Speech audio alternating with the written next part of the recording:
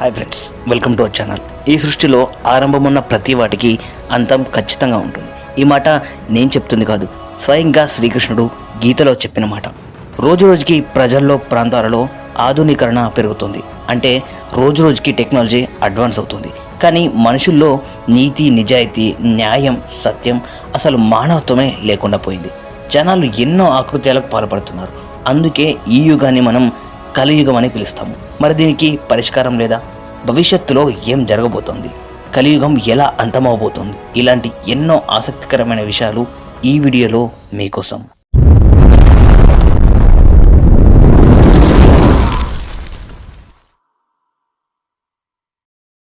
కలియుగం, దీనిని అంతం చేసేందుకు కల్కి భగవానుడు శంబాల నగరంలో అవతరించనున్నాడు. ఒక తెల్లటి గుర్రంపై ఖడ్గాన్ని ధరించి కలియుగాన్ని అంతం చేసి సత్యయుగాన్ని స్థాపిస్తాడని మనందరికీ తెలిసిన విషయమే. మరి కల్కి భగవానుడు తానొక్కరే యుద్ధం చేసి ఈ కలియుగాన్ని అంతం చేయనున్నారా, లేక ఆయనకి ఏదైనా సైన్యం సహకరిస్తుందా? ఒకవేళ సహకరిస్తే ఆ సైన్యంలో ఎవరెవరు ఉండే ఛాన్స్ ఉంది? అయినా కల్కి భగవానుడే స్వయంగా శ్రీకృష్ణుడి అవతారం. మరి ఆయనకు సహాయం అవసరమా? ఇలాంటి ఎన్నో ప్రశ్నలకు మనం ఈ వీడియోలో సమాధానాన్ని తెలుసుకోబోతున్నాం. సో వీడియోని ఏమాత్రం స్కిప్ చేయకండి. వీడియో చాలా అంటే చాలా ఇంట్రెస్టింగ్గా ఉంటుంది.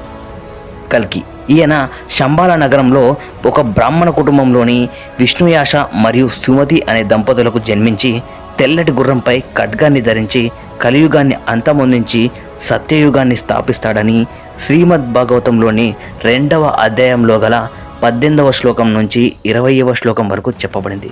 సో ఇప్పుడు నేను ఆ శ్లోకాల యొక్క శ్లోకాలను నేను స్క్రీన్పై చూపించబోతున్నాను.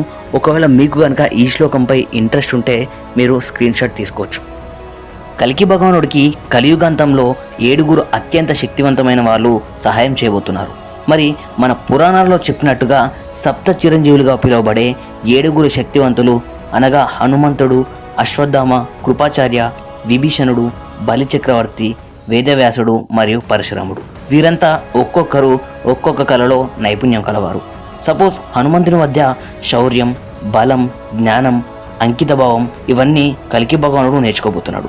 అశ్వత్థామ నుండి యుద్ధ కళలు, అస్త్రాలు, వాటి ఉపయోగాలు, ఇంకా వేదాలు, గ్రంథాలపై జ్ఞానం, మూలికలు, ఔషధం, వైద్యం చేసే పద్ధతులను నేర్చుకోనున్నాడు. కృపాచార్యుని వద్ద విలువిద్య, ఇతర ఆయుధాల విద్యలో ప్రావీణ్యం, ఆధ్యాత్మిక జ్ఞానం, క్రమశిక్షణ మరియు నిగ్రహం వంటి లక్షణాలను పొందుతాడు. విభీషణుడి దగ్గర ధర్మం పట్ల కట్టుబడి ఉండటం, న్యాయ రక్షణను తెలుసుకుంటాడు. బలిచక్రవర్తి ద్వారా ధైర్యం, శౌర్యం, నాయకత్వం, పరిపాలన యొక్క గుణాలను, త్యాగం వంటి లక్షణాలను కూడా నేర్చుకోబోతున్నాడు.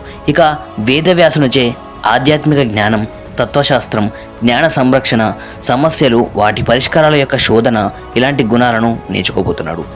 ఆఖరుగా పరశురాముని వద్ద ఆయుధాలలో నైపుణ్యం అండ్ అన్ని ఆయుధాలతో యుద్ధం చేయగల కళ, దివ్యమైన శక్తివంతమైన ఆయుధాల యొక్క జ్ఞానం, కాఠిన్యం, అతీంద్రియ శక్తి సామర్థ్యాలను పొందుతాడు.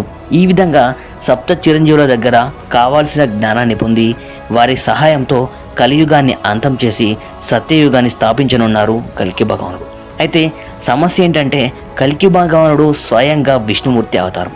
మరి ఆయనకు సహాయం ఎందుకు అనే సందేహం మీలో చాలామందికే వచ్చి ఉంటుంది. అయితే ఈ సమస్యకు నేను ఒక మంచి రియల్ టైం ఎగ్జాంపుల్తో ఎక్స్ప్లెయిన్ చేస్తాను. సో ఈ సప్త చిరంజీవులు ఒక్కొక్కరు ఒక్కొక్క దాంట్లో ప్రావీణ్యం కలవారు. సో వారి దగ్గర నేర్చుకున్నటువంటి ఈ స్కిల్స్ అన్నీ అధర్మంపై చేసే ఆ యుద్ధంలో చాలా సహాయపడవచ్చు. మనలో చాలామంది ఇలా వినే ఉంటారు, లైక్ దేవతలకు రాక్షసులకు యుద్ధం జరిగింది అని.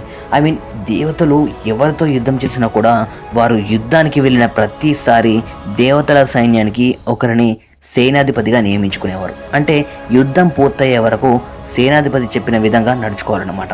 అయితే మీలో చాలామంది సేనాధిపతిగా శివుడు కానీ విష్ణువు ఆర్ బ్రహ్మ ఉండి ఉంటాడని అనుకోవచ్చు. ఎందుకంటే వీరు చాలా పవర్ఫుల్ దేవతలు. కానీ దేవతలకు సేనాధిపతిగా కార్తికేయ అంటే కుమారస్వామి ఉండేవాడు.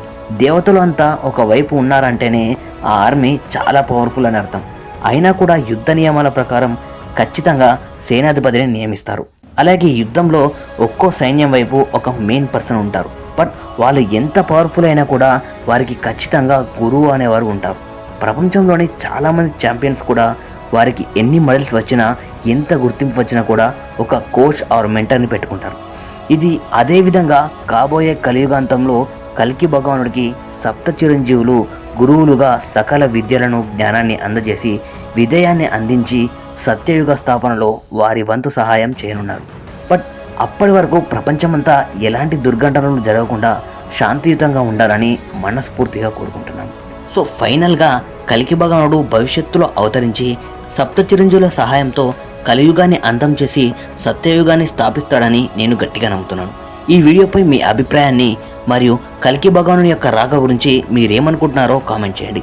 ఇలాంటి మరెన్నో ఇంట్రెస్టింగ్ అండ్ ఇన్ఫర్మేటివ్ వీడియోస్ కోసం మా ఛానల్ని సబ్స్క్రైబ్ చేసుకోండి.